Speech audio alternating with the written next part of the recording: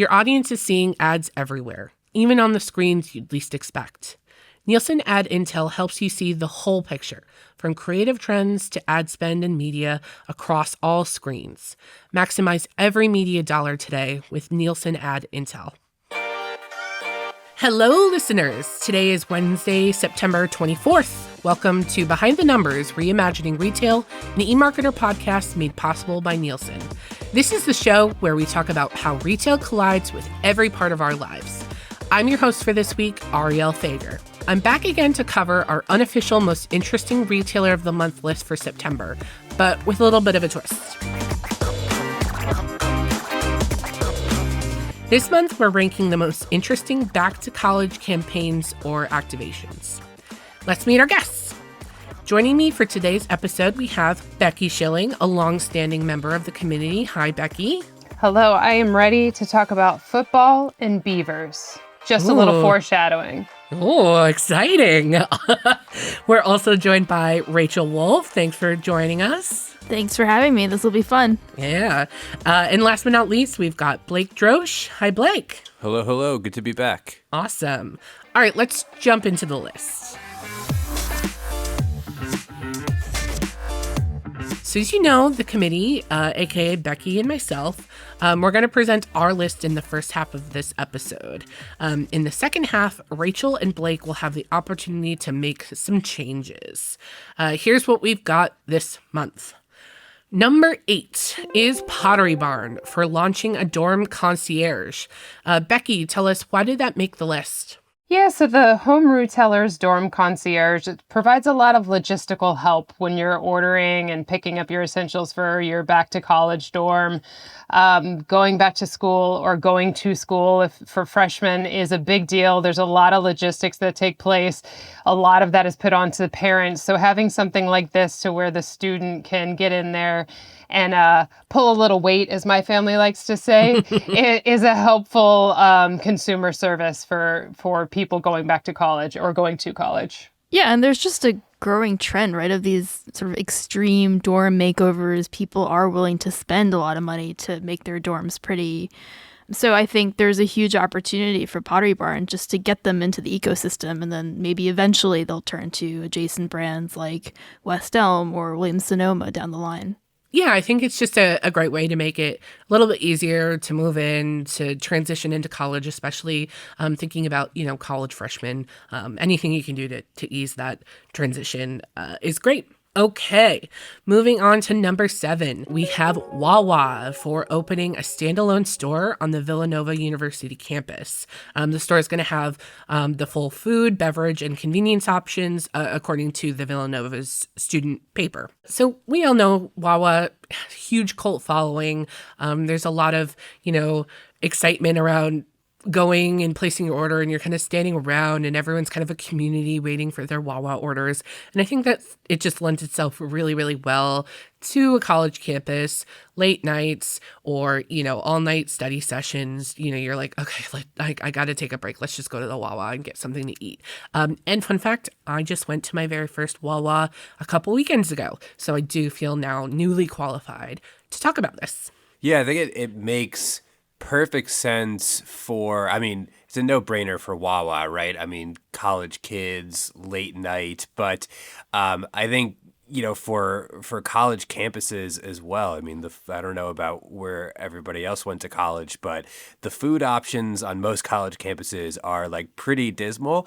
And Wawa is sort of like full service of also like you can get your snacks and your sodas and your staples, but also like fresh foods is something that other convenience stores can't really pull off, right? And it actually does sort of tie into this larger trend mainly with like retailers like 7-Eleven that are thinking like, okay, is there a market in the U.S. for sort of expanding into fresh and frozen foods and have a little bit of a heavier presence there from like a convenience store standpoint. So for Wawa just to be able to like take what they do really well already and put it in an environment where it's like almost certainly a recipe for success seems like a no-brainer. Yeah, definitely. I wish I had a Wawa on campus when I was in college. I definitely would have benefited from it. Okay, up next, kind of in a very similar vein, number 6 is Buc-ee's. The beloved Texas chain is selling more than 45 of its top products across 3 locations at Texas A&M's College Station campus. Becky, as an Aggie, tell us why Buc-ee's made the list. Yeah, so at first blush, to some people, this may not sound like a big deal, but the thing you have to know is that Buc-ee's has a cult following. And so does A&M. And I can say that because I'm an alumnus there. We are a cult. I can attest to it. A cult in the best way possible. But it's the loyalty, it's the love, it's the devotion that both of these two brands have. It is incredibly strong. You throw in the Texas pride in there. The Buc-ee's founders are Aggies as well. They created this brand out of a class project, and so the pairing is just a match made in Texas heaven. And for those of you who have been waiting for the beavers in this podcast, the Buc-ee mascot is a beaver, and this is where the beaver comes in. Funny fact, I just shared before we started recording, my college mascot, also a beaver. So there's some definite synergy there. I guess I'll have to go and visit a Buc-ee's. I don't think I could add anything to that. That was a pretty good explanation, Becky. It was passionate. It's going to be like hard the to Buc-ee's argue. fans are. Yeah. A very strong showing of why Yeah. Buc-ee's has such a I don't think any of us good following. can move Buc-ee's now. It's got to stay on the list. Oh, It's gonna do yeah. one I'm thing. afraid. I Yeah. do think if you do it, you will make Becky's list. It won't be good. Okay, moving on. Number 5, which is Poppy, for launching an internship with Alex Earl. The internship, which is taking applications now and will take place next summer, will, quote, dive into the worlds of social, influencer, experiential, and brand marketing alongside both Poppy's culture team and Alex Earl. I mean, this, again, feels kind of like a no-brainer. Alex Earl certainly has the kind of Gen Z younger consumer attention. She's very good at branding. She has kind of that cult following. And I think Poppy is also popular, again, amongst younger consumers. And the idea, I think a lot of younger consumers want to get into influencer, creator, or, just brand marketing. So I think this is just a fun opportunity to extend your brand and give someone the opportunity to learn a little bit more about the world. Yeah, and Poppy's is one of those brands that's been doing a really good job of, getting in front of this target audience. They've been doing product seeding across all of these campuses in the lead up to Rush Week, and I think they distributed over 1 million cans of soda, and almost half of those have been customized with specific sorority colors and Greek letters. So again, reaching out to consumers, but doing so in a way that really, speaks to them as an individual and, to their identity as well. Is it a paid internship? That's a good question. You'll have to ask them. You get paid in Poppy. And for some, that would be great. Yeah, it's expensive. On to number 4, Skippy, the peanut butter, which has launched a tour featuring some student athletes. Now, this is, once again, Becky's realm. So I'm going to kick it over to her to tell us why we put Skippy on the list. You can't have back to school, especially in the South, and not talk about college football. And Skippy's new campaign is tapping right into the fervor for college football. And they're embarking on this tour of 4 colleges and working with some high-profile football players. They did miss the biggest campus with Texas A&M, but we'll let it slide. Just Skippy for next year, College Station. The campaign takes a look at college food insecurity, which is a problem that many don't always associate with college students, but it's actually a growing concern on college campuses. So it's also aiming to educate and do some good along the way. Yeah, I really liked the doing some good part of this. I personally do not follow college football, but I do have, a tiny, tiny, tiny background in public health, and food insecurity is definitely a cause I am passionate about. And I think you're right. It's often overlooked on college campuses. So I really think that's great. Yeah, I think that's something that brands would really benefit from focusing more on is a multifaceted campaign, and having different aspects of it that could potentially resonate with different audiences makes it more inclusive without having, necessarily running the risk of investing a ton of money on a major campaign that, yes, you could reach a college football audience, which is totally massive, right? But you could still sort of do a little bit extra to also reach people who aren't into college football necessarily, but could maybe either still relate to a cause like this or can just add a little bit of an extra layer on top of an already pretty strong campaign that just expands the ethos a little bit of the brand. I think that a lot of times when people think about Skippy, they're thinking about the younger student and not necessarily about the college student. So I think it's a really interesting push to try to reach into a little bit of a different market too.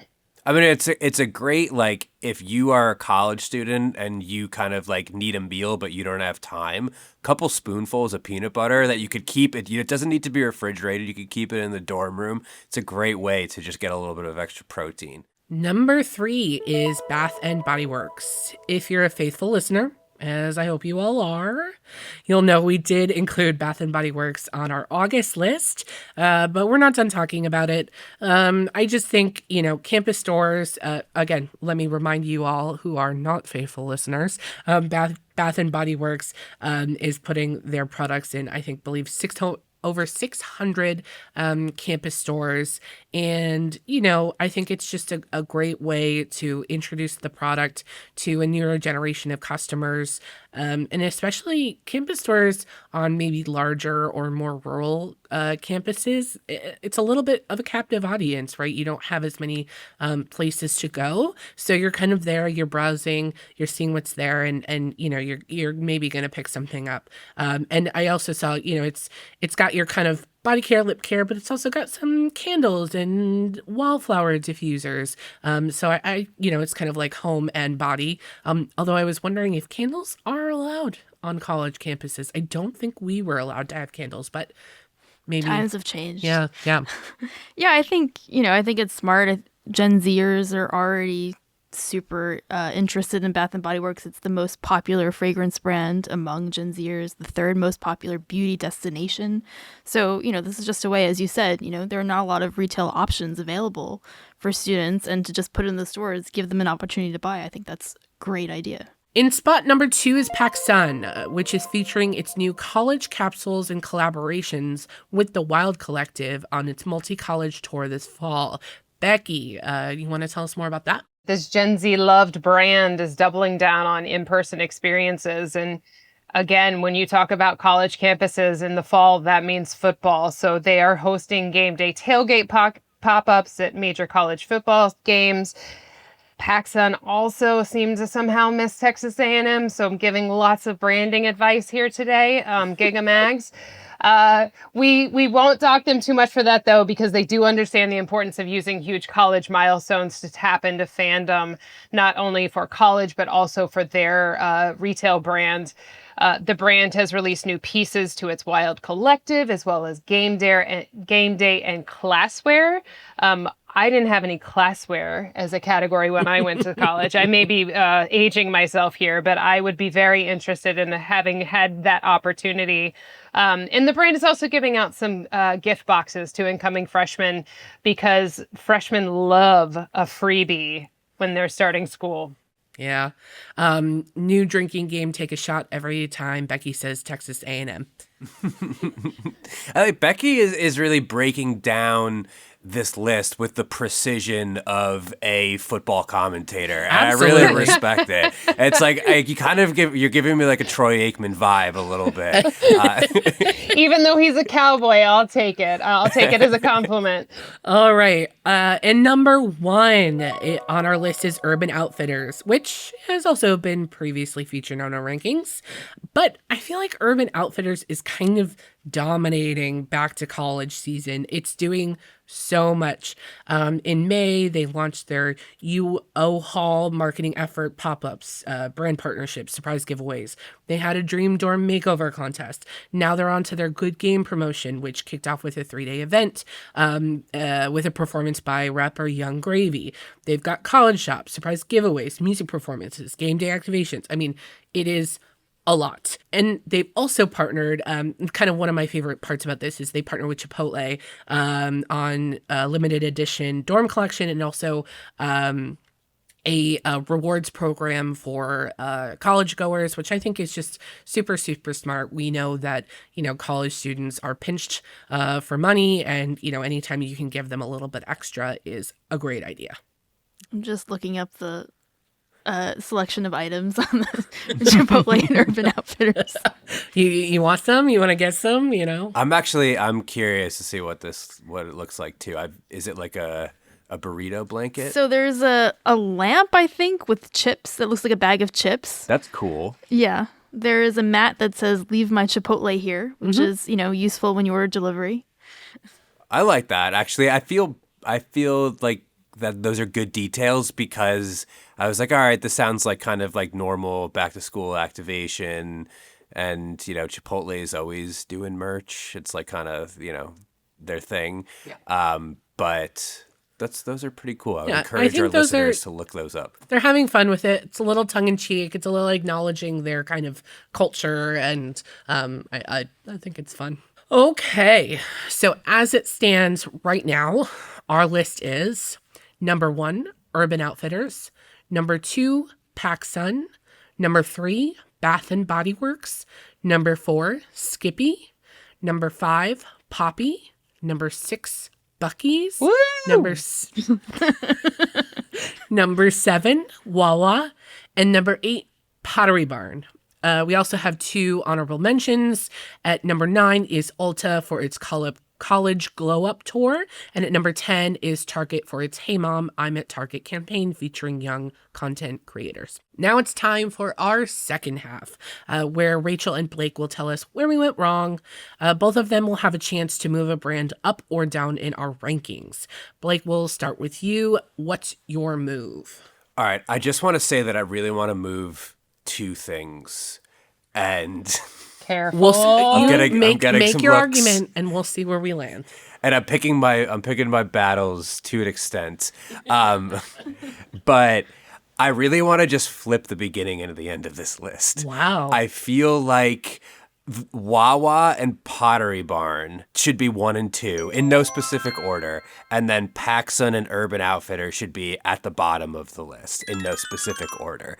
And I think broadly, the clothing retailers, like, it seems like they're doing exciting stuff. Maybe if I was more in tune with Gen Z, I would like understand sort of the gravity behind some of like the creators that they're working with, etc. So maybe I'm missing the boat. But to me, those seem like sort of like your run of the mill activations around like getting onto campuses, back to school marketing.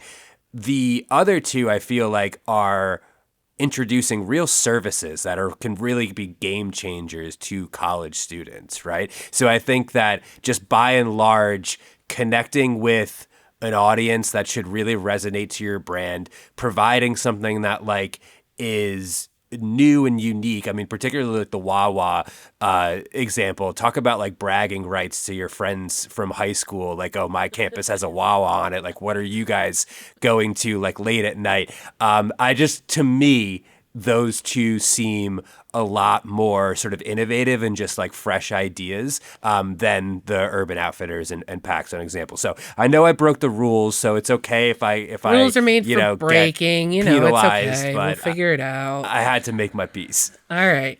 So Becky, what are we thinking? He wants Wawa and Pottery Barn in the 1 or 2 slots, and he wants PacSun and Urban Outfitters in the bottom 2 slots. I'm not 100% buying the Pottery Barn. We actually were talking about this prior to getting on the pod. We're not really sure if it's a great service, but is it really that exciting? Is it really that interesting? Becky, I'd love to hear your thoughts. I will say that if I told my parents that I would want a Pottery Barn concierge when I was moving into my freshman dorm room, I would have been laughed out of the house just so quickly that it wouldn't really have been worth bringing it up in the first place. So I do agree with you there. But Becky, go ahead. The concept sounds bigger than I think what their actual activation is, or at least what I can tell not having gone through the process, because unfortunately I am no longer living on a college campus, although I really would love to go back to those days.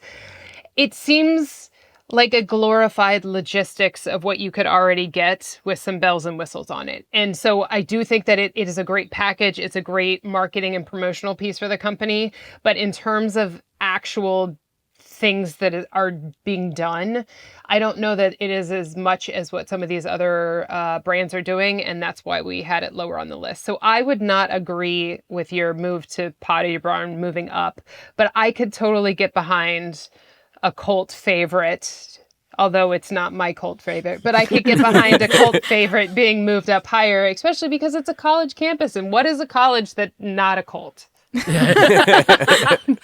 careful there, Becky, with those quotes.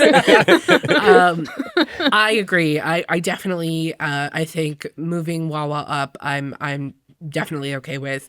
I think Pottery Barn should stay where it's at.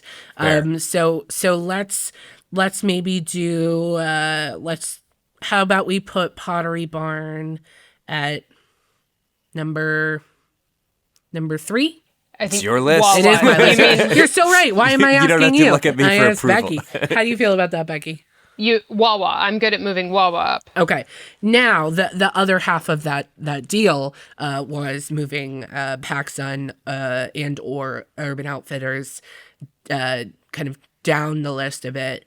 I'm going to make an argument for Urban Outfitters. Just the sheer number of things that it is doing, I think, is just a lot. And you yourself, Blake, did say it's really great to have a multifaceted campaign. That's fair. That's so, fair. But with PacSun, I'm a little less. What do you think, Beck? I would be okay with. I wouldn't move them all the way to the end of the list. I do think that they're tapping into this IRL experience that generation is demanding, and they're seeing impressive results from it. It's not their first time to do something like this, but going onto college campuses and doing things there in the midst of things, I think that that's really smart, and I think it's successful for them. And I think that other brands could take a little bit of a page out of that playbook. Yeah, I agree. I still think it's pretty cool. So I'm gonna suggest we keep again Urban Outfitters where it is, and then we can put PacSun. We'll maybe slot it into. How do we feel about number 5? So therefore, I can read you all the new list because it's getting a little confusing at this moment, to be honest, to keep track of. So I think that would actually push Wawa up to number 2. So Blake is getting something. So I believe what we would have as our list, according to Blake, and we still have Rachel to go, so don't worry about that. Urban Outfitters, Wawa, Bath and Body Works, Skippy, PacSun, Poppy, Buc-ee's, and then Pottery Barn. Okay, that's where we're at after Blake's moves. I can live with that. Okay, great. After I'm so shaking happy. up the rankings. We totally. are born to make you and you alone happy, Blake. All right, Rachel, what is your move? So I'm also breaking the rules a little bit. Oh, And I'm going to introduce a wild card. wow, exciting. Tell us more. My wild card is GoPuff, which recently partnered with the college social app Fizz to allow students to order late night snacks and groceries in 15 minutes or less. You know, we've talked a lot on this pod about how college students need their food and they need it fast. And I think this partnership is interesting for 2 reasons. One, because GoPuff really got its start as a delivery service for college students, so it's returning to its roots. And the other thing that I think is interesting, and I think is really sort of the impetus for the deal, is that Fizz is currently suing Instacart because Instacart just launched a Gen Z-oriented delivery platform called Fizz. So this is kind of a way for Fizz, the social platform, to get its own back at Instacart and, maybe take some of the sales that would have been going to the other Fizz and try and win users back that way. So I think it's interesting for several reasons. Rachel, little did you know that I am the world's biggest Instacart Fizz promoter. For some reason, when they rolled that out, I was pretty excited about it. And I also heard about the GoPuff and social app Fizz partnership. It's a little confusing. Yes. I do think that's a pretty cool. I think it's a smart partnership. Late night. Quick delivery, whether you are in need of a study break or need a party snack or whatever. I do think that is pretty cool. And I do like the idea of it being on the list. Becky, how do you feel? Yeah, so I covered college dining programs for about 15 years, and there has been I've been out of it for a bit, but while I was there was one successful program that created a on-campus delivery program that actually worked, that they could sustain. Everyone else is challenged trying to figure out how to do this, but they know that people want it because everybody wants delivery. And so to have an option for delivery, I think is incredibly smart for college students because it's what they want, and where they're at is struggling to provide that service. Right. And Fizz I think they're on over 600 campuses. So, it's a pretty huge reach. Yeah, absolutely. I would even dare to put this pretty high up. I was thinking about putting it in the number 3 position behind Wawa. Becky, do you think that's too high? Do you think that makes sense? I'd actually put it, knowing my background, I would put it higher. I would, yeah. You think a 1 or a 2? What do you think? 1, 2? I think Rachel came in with a new number 1. I think she did. I love it. Wow, that's got to be a first. It is. I think it is a first. Yeah. I think let's make a note of that. A first in the retail rankings. Okay. I'm honored. Wow. So we've got kind of a pretty shaken up list here. Here is our final list. Number 1, GoPuff. Number 2, Urban Outfitters. Number 3, Wawa. Number 4, Bath and Body Works. Number 5, Skippy. Number 6, PacSun. Number 7, Poppy. And number 8 is Buc-ee's. Sorry to We still Becky. love you, Buc-ee's. We do. And our honorable mentions are going to end up being Ulta and Pottery Barn. So that's all the time we have for today. Thank you, Rachel. Thank you, Blake. Thanks. It was fun. Yeah, it was fun. Congratulations on your record, Rachel. And thank you to Becky, my fellow committee member. Happy to be back on. Thank you to our listeners, our studio team, and our podcast editors who are always number 1 for us. Please leave a comment or review and remember to subscribe to Behind the Numbers podcast. We'll be back next Wednesday with another episode of Reimagining Retail. And on Friday, join Marcus for another episode of Behind the Numbers, an eMarketer podcast made possible by Nielsen.